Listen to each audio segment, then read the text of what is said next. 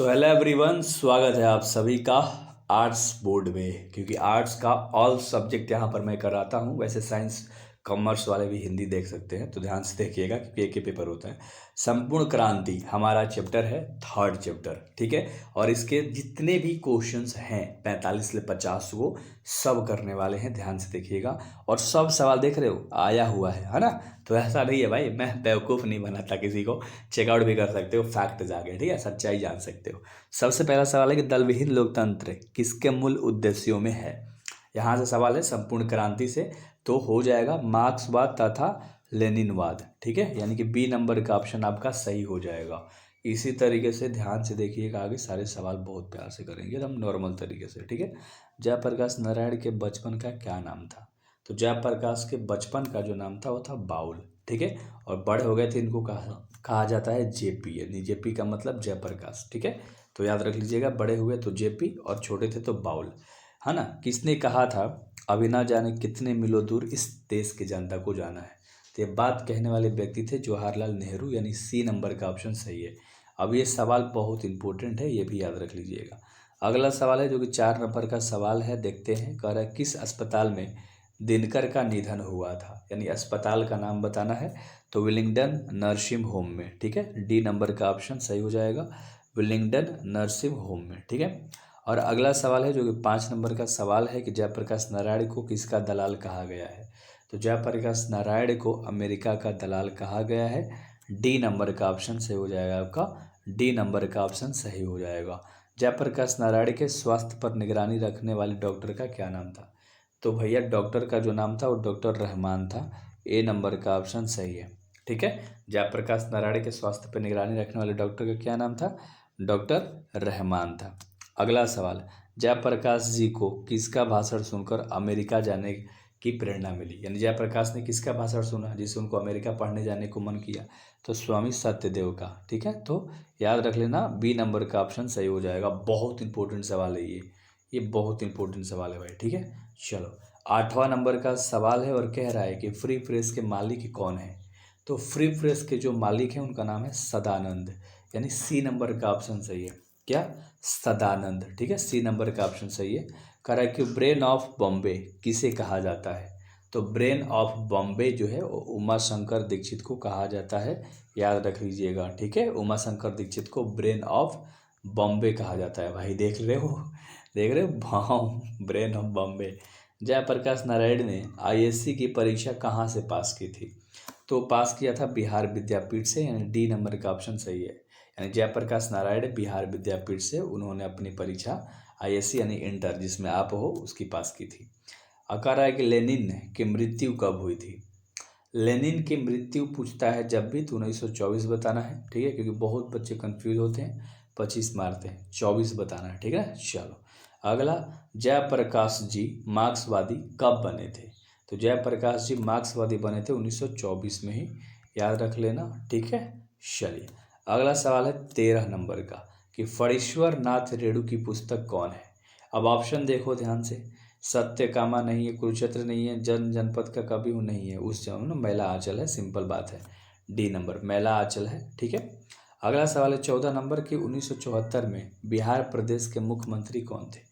तो बिहार प्रदेश के मुख्यमंत्री थे अब्दुल गफूर, बी नंबर का ऑप्शन सही है। अब्दुल गफूर थे, बी नंबर का ऑप्शन सही है। अगला, किसे लोकनायक के नाम से जाना जाता है। तो लोक नायक के नाम से जाना जाता है जयप्रकाश नारायण को, बी नंबर का ऑप्शन सही है, बी नंबर का ऑप्शन सही है। जयप्रकाश नारायण का जन्म कब हुआ था। तो जयप्रकाश नारायण का जन्म हुआ था 11 अक्टूबर 1902 को, ए नंबर का ऑप्शन सही है, ठीक है ना, ए नंबर का ऑप्शन सही है, 11 अक्टूबर 1902 को। जयप्रकाश नारायण की पत्नी का क्या नाम था। तो उनकी पत्नी का जो नाम था वो था प्रभावती देवी, ठीक है। क्या नाम था, प्रभावती देवी। और अगला सवाल इंपॉर्टेंट है, देख सकते हो आया हुआ है।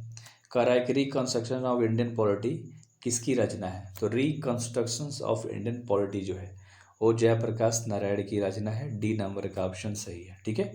डी नंबर का ऑप्शन सही है। अगला सवाल, प्रजा सोशलिस्ट पार्टी का गठन कब हुआ था। तो प्रजा सोशलिस्ट पार्टी का गठन हुआ था 1952 में, ए नंबर का ऑप्शन सही है। कब, 1952, ठीक है, याद कर लेना, प्रजा सोशलिस्ट पार्टी का गठन 1952। जयप्रकाश नारायण को भारत रत्न की उपाधि दी गई थी। तो जयप्रकाश नारायण को भारत रत्न की उपाधि दी गई थी 1998 में। बी नंबर का ऑप्शन सही है। ठीक है, बी नंबर का ऑप्शन सही है। और अगला, जयप्रकाश नारायण ने संपूर्ण क्रांति वाला ऐतिहासिक भाषण कहाँ और कब दिया था? चलो बताओ इस सवाल का आंसर फटाक से। तो कब और कहाँ दिया था मेरे भाई, अगर आपसे पूछ दे ये सवाल, तो पटना में दिया था 5 जून 1974 को गांधी मैदान में। ठीक है, 5 जून 1974 को पटना गांधी मैदान में। ठीक है, चलो। जयप्रकाश नारायण के बचपन का क्या नाम था? तो मैंने कहा था बाउल नाम था। जयप्रकाश नारायण के बचपन का नाम था बाउल। ठीक है, चलो अगला सवाल 23 नंबर करेंगे। जयप्रकाश नारायण ने किस साल छात्र आंदोलन का नेतृत्व किया था? तो जयप्रकाश नारायण ने भैया कौन से साल छात्र नेतृत्व आंदोलन किया था? 1974 ईस्वी में। अच्छे से याद रहा, 1974 ईस्वी में। ठीक है, तो 1974 में किया था। अच्छे से याद हो गया होगा आपको। चलिए 24 नंबर का सवाल करेंगे कि जयप्रकाश नारायण के पिताजी का क्या नाम था? तो जयप्रकाश नारायण के पिताजी का नाम था हर्षु दयाल, यानी कि बी नंबर का ऑप्शन सही हो जाएगा, हर्षु दयाल नाम था। और अगला सवाल है कि जयप्रकाश नारायण द्वारा रचित पाठ का क्या नाम है? तो जयप्रकाश द्वारा रचित पाठ का नाम है संपूर्ण क्रांति। सी नंबर का ऑप्शन सही है, संपूर्ण क्रांति। ठीक है, अगला, संपूर्ण क्रांति क्या है? तो संपूर्ण क्रांति एक भाषण है, याद रख लेना। बी नंबर का ऑप्शन सही है, संपूर्ण क्रांति एक भाषण है। संपूर्ण क्रांति किसकी रचना है? तो संपूर्ण क्रांति जो है वो जयप्रकाश नारायण की ही है। अभी आपने देखा, इसी के राइटर है, लेखक हैं, कहोगे ठीक है। अगला, संपूर्ण क्रांति पाठ में दिया गया भाषण किसका है? तो संपूर्ण क्रांति पाठ में जो दिया गया भाषण है मेरे भाई, वो जयप्रकाश नारायण जी का है, याद रख लेना। ठीक ना, जयप्रकाश नारायण जी का है। जयप्रकाश नारायण का जन्म कहाँ हुआ था? तो जयप्रकाश नारायण का जन्म हुआ था सीताब दियारा गाँव में, यानी बी नंबर का ऑप्शन सही है, सीताब दियारा गाँव में। बी नंबर का ऑप्शन सही है। 1974 में छात्र आंदोलन का नेतृत्व किसने किया था? तो नेतृत्व करने वाले व्यक्ति का नाम था जयप्रकाश नारायण। पूछेगा जयप्रकाश नारायण ने कब नेतृत्व किया था छात्र आंदोलन का? तो 1974 में। ठीक है, सवाल को घुमाएगा, लेकिन आपको ये कर लेना है, VBI है। अगला सवाल, संपूर्ण क्रांति की शुरुआत कब हुई थी? तो संपूर्ण क्रांति की शुरुआत हुई थी 1974 में। देखो सवाल घुमा के दे दिया ना, किसने किया था? तो भैया आप बता ही दोगे, अब तो अभी बताया जस्ट, है ना। कहोगे मजा आ जाएगा सर। जयप्रकाश नारायण ने, जयप्रकाश नारायण को समाज सेवा के लिए किस पुरस्कार से सम्मानित किया गया था? तो जब भी सम्मान की बात करेगा तो मैग्सेसे। किस लिए? समाज सेवा के लिए मैग्सेसे मिला था, ये भी याद रख लेना। सवाल में कंफ्यूज मत होना, समाज सेवा के लिए मिला था मैग्सेसे। कहोगे ठीक है सर। जयप्रकाश नारायण मद्रास में अपने किस मित्र के साथ रुके थे? तो जयप्रकाश नारायण ईश्वर अय्यर के साथ रुके थे, याद रख लेना भाई। ठीक है, तो मद्रास में रुके थे, ये भी याद रखना। कहाँ पूछेगा? मद्रास वाला। ठीक है, तो अब ईश्वर अय्यर बताना होगा। अगला सवाल, जयप्रकाश नारायण के अनुसार देश का भविष्य किसके हाथों में है? तो जयप्रकाश नारायण के अनुसार जो देश का भविष्य है वो नई पीढ़ी के हाथों में है। बी नंबर का ऑप्शन सही है, नई पीढ़ी के हाथों में है। बी नंबर का ऑप्शन सही है। दिनकर जी को किसके घर पर दिल का दौरा पड़ा था? याद रखना। तो कहोगे कि सर वो था रामनाथ जी गोयनका के। ठीक है, रामनाथ गोयनका के। ठीक है, और 36 नंबर का सवाल है कि संपूर्ण क्रांति का नारा किसने दिया था, या संपूर्ण क्रांति का भाषण किसने दिया था? भाई दोनों में से कोई भी सवाल पूछ सकता है। तो जयप्रकाश नारायण ने नारा भी दिया है और भाषण भी दिया है। सिंपल सा सवाल और सिंपल सा जवाब था, आपने बताया बहुत ईमानदारी से, बहुत गुड, बहुत वेल। जयप्रकाश नारायण ने बिहार विद्यापीठ में कौन सी परीक्षा दी थी? तो ISC की दी थी। बिहार विद्यापीठ ले ऊपर भी हम लोगों ने किया था, ISC इंटर को कहते हैं। पुलिस के बड़े उच्च अधिकारी ने किसके मुंह से सुना था कि जयप्रकाश नारायण नहीं होते तो बिहार जल गया होता? तो यह बात कहने वाले थे दक्षिणा जत, मतलब है ना, दीक्षित जी। ठीक है, डी नंबर का ऑप्शन सही है, दीक्षित जी। ठीक है, अगला सवाल, जयप्रकाश नारायण किस मित्रता का ठोस मानते हैं?